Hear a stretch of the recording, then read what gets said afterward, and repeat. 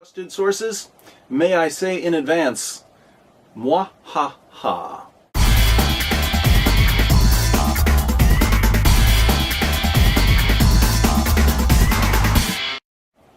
Okay, I've been through the Quran, the Hadith, and the Sirah literature, and I think I've solved the mystery of Muhammad's death. It's actually pretty straightforward. The Muslim sources tell us that Muhammad was poisoned. All we have to do is take everything we know about how Muhammad was killed and ask ourselves, who would have killed him in that particular way? Police do this sort of thing every day. They match up a bullet with the gun that fired the bullet. They match up fingerprints with the finger who left the fingerprints. They match up details of a crime with a criminal who has a certain MO. So to figure out who killed Muhammad, we just need to do a little profiling. But the fact remains you can't prove that I did it. It could have been anybody. It could only be you. By your own admission. The main difficulty we face is that lots of people wanted to kill Muhammad. The pagans wanted to kill him for conquering their cities, smashing their idols, slaughtering their men, raping their women, and enslaving their children.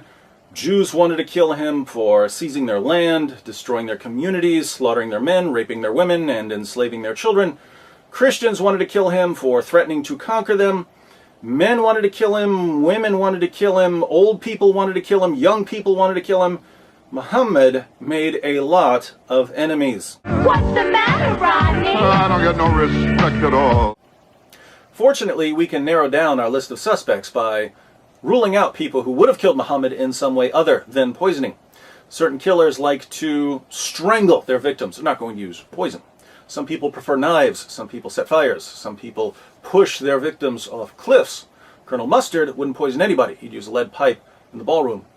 Interestingly, the Quran tells us how Allah would have killed Muhammad. We find Allah's MO, his preferred method of executing prophets, in Surah 69, verses 44 through 46. According to the Quran, if Muhammad were to invent a false revelation, if he were to make up verses of the Quran, Allah would kill him by severing his aorta. The aorta is the large artery that comes out of the left ventricle of your heart. Some Muslim sources call it the life artery. Let's look at 4 translations of verses 44 through 46, along with a commentary, so we can get a clear idea of what the passage is saying. The Haleli Khan translation reads, "And if he, Muhammad, had forged a false saying concerning us, we surely should have seized him by his right hand, or with power and might, and then certainly should have cut off his life artery."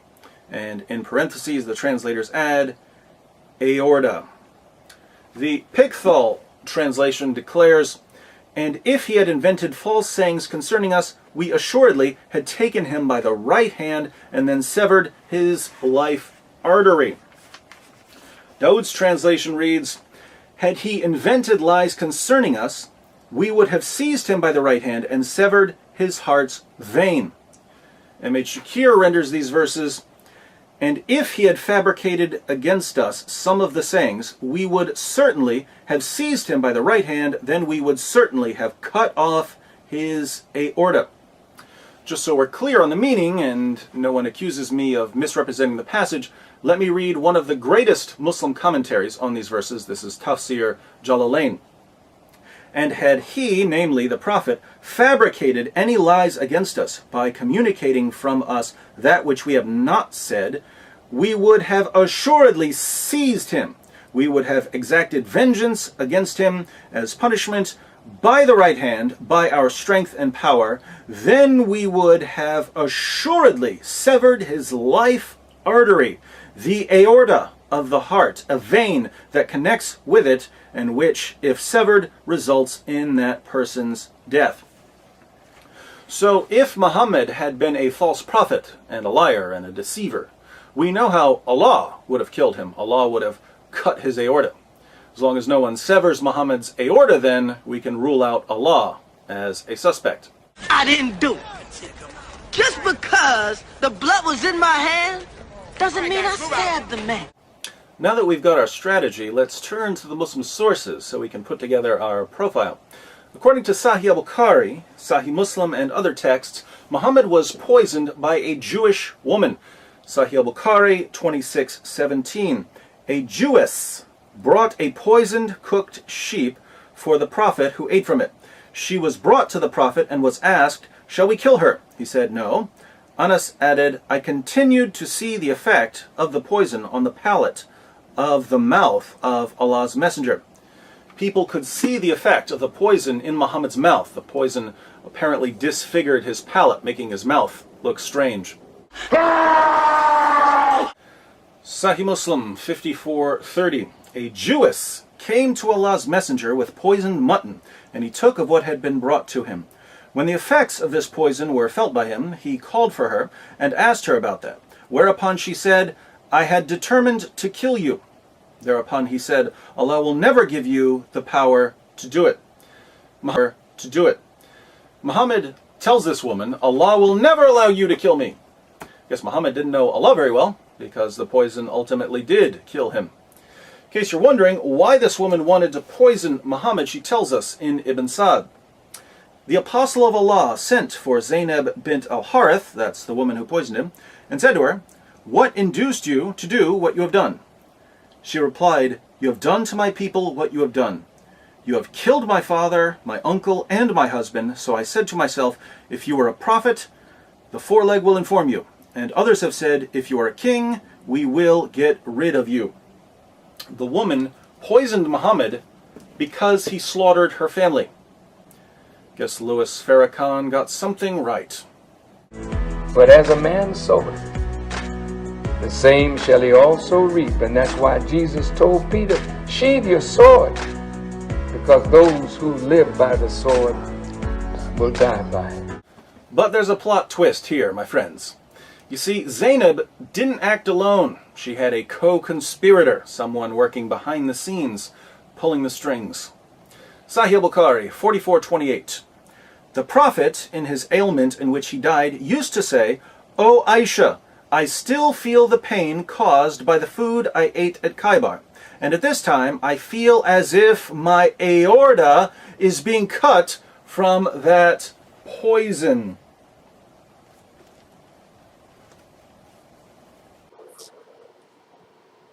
Everybody's favorite psychopath, David Wood, said that the Prophet Muhammad was killed by poison, and that you got the gist of his argument in his video. So I'm going to be refuting some of his main points. I'm not going to be refuting the entire video. I'm just going to be refuting.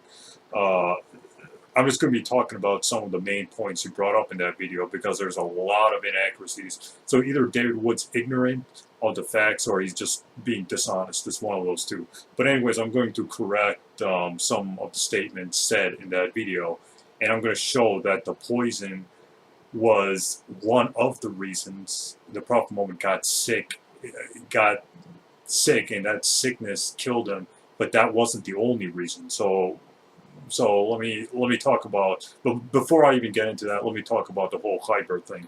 So one of the arguments against the Prophet Muhammad, by atheists or Christian critics, is that the Prophet Muhammad waged war on these Jewish or Arab tribes, when in reality there was no reason for him to do that. So he was just waging war, not as a defensive measure, but as an offensive measure. And that's completely false, because if you read the tafsirs, if you read Tafsir ibn Kathir, Tafsir ibn Abbas, Tafsir al-Tabari, etc., etc., if you read the commentaries on the Quran by the early Muslim scholars, you could see why the Prophet Muhammad fought wars, and most of the time, like 99% of the time, it was for self-defensive measures, according to the commentaries. But regardless, I'm just going to be focused on the Khaybar, on the war on Khaybar.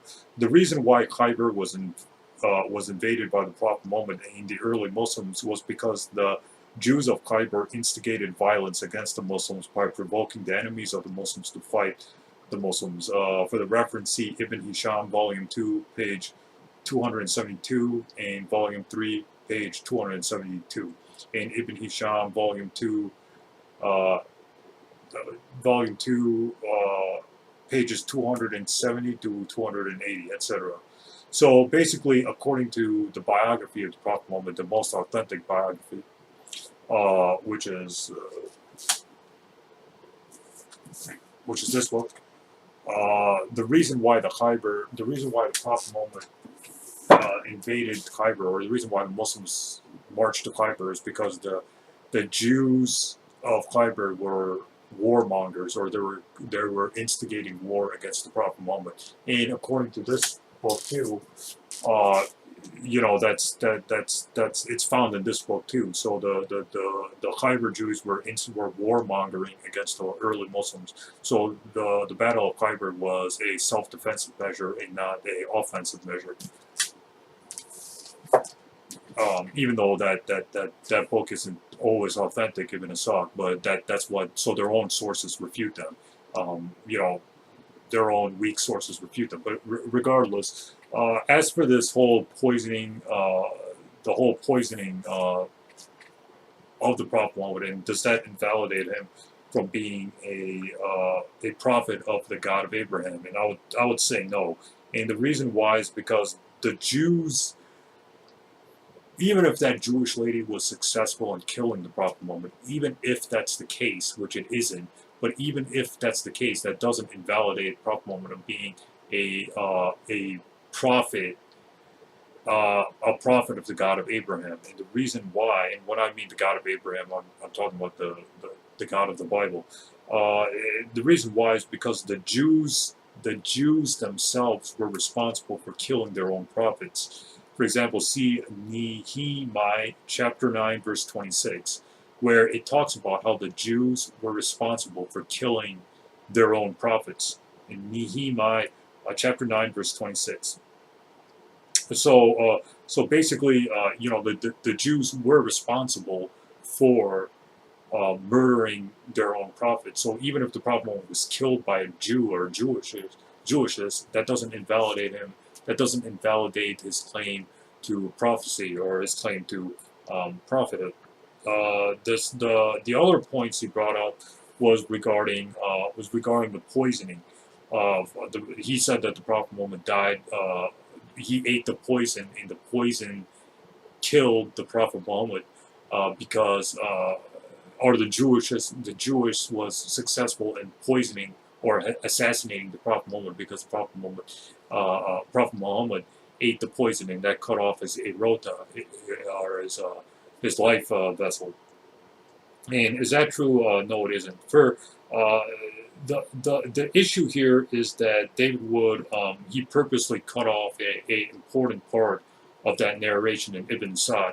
So basically, he was reading from Ibn Sa'd, volume 2, pages 251 to page 252.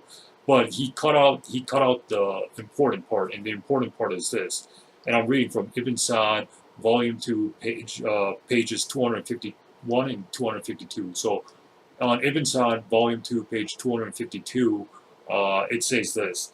It says, the apostle of Allah, and this is the important part, the apostle of Allah, aka Muhammad, lived after this 3 years till, in consequence of his pain, he passed away. During his illness, he used to say, I did not cease to find the effect of the poison morsel I took at Khyber and suffered several times from its effect. But now I feel the hour has come of cutting off my jugular vein. So this is an important part. The Prophet Muhammad lived 3 years after taking the poison, after eating the poisoned sheep or the poisoned goat from the Jewesses. So the Prophet Muhammad was a false prophet. If God really wanted to kill the Prophet Muhammad because he was making up stuff and he was fabricating it against the Quran, and as the Quran says that if the Prophet Muhammad is guilty of fabricating the message, God will kill him by cutting off his aorta. Why did God allow the Prophet Muhammad to live 3 years after he took the poisoned sheep? That's the whole miracle of it. The Prophet Muhammad took the poison, survived, lived long enough to complete the mission of Islam, then he passed away. So so David Wood has cut out that crucial part. I think he did it on purpose, just to validate or just to sensationalize his point about this.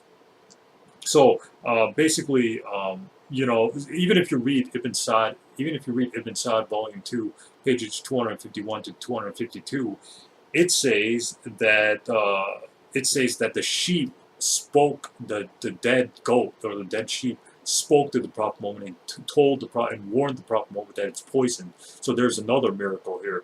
The miracle was that the poisoned sheep or the poisoned goat told the Prophet Muhammad that it's poisoned and the Prophet Muhammad shouldn't eat it. It says, then the apostle of Allah said, hold back your hands, because this foreleg informed me that it is poisoned. So, according to Ibn Sa'd, volume 2, pages 251 to 252, the poisoned sheep actually talked to the Prophet Muhammad and informed him it's poison. So the Prophet Muhammad stopped eating it because it was poisoned. This is also confirmed in Sunan Abu Dawud. So that story is authentic. So basically, the whole point is the Prophet Muhammad did eat poisoned sheep or goat. That's true, but that wasn't the only reason for his death. The reason for the Prophet Muhammad's death is because he was growing old, and when you grow old, your immune system weakens, and the Prophet Muhammad just felt the effects of the poison. It wasn't the only reason that he died. He died because of his old age, or because his immune system was shutting down, or something like that. But it had nothing to do. The Prophet Muhammad said, but on Ibn Sa'd, volume 2, page 252, but now I feel the hour has come of cutting off my jugular vein.